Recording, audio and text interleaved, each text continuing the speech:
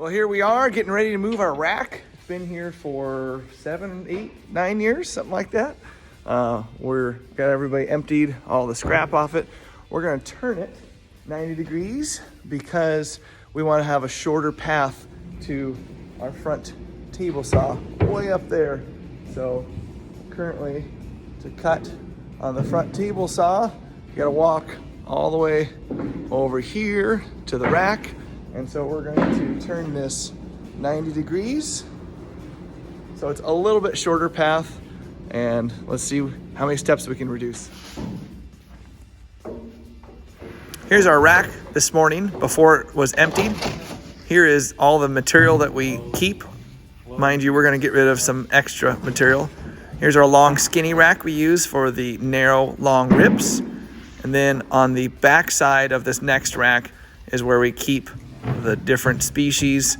So maple and birch on one side, red oak, cherry, walnut on the other side. We're gonna reorganize this also. Here's before. And we're getting ready to move the rack.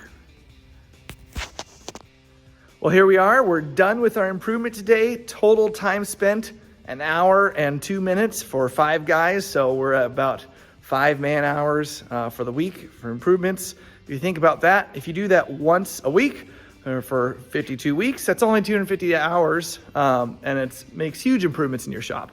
So I want to show you real quick what we got done. Let me flip the camera. So we got our rack moved, and we got a lot of our scrap cleared out. And now this rack is probably 12 feet closer to our front cutting area. So you multiply that 12 feet by however many thousands of trips you make in a year, and that's where you get the savings of time and labor. And eventually we're going to rearrange even more and get our material closer, but small steps. You can see here we got this backside opened up a little bit more. Got quite a bit of the extra stuff thrown away. Really just making small steps every week.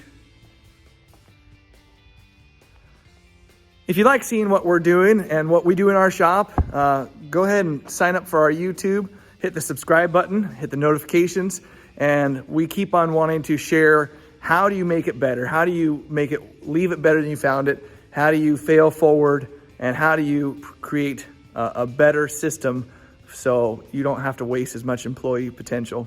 Anyway, appreciate you guys following along, and I can't wait to share our next improvement.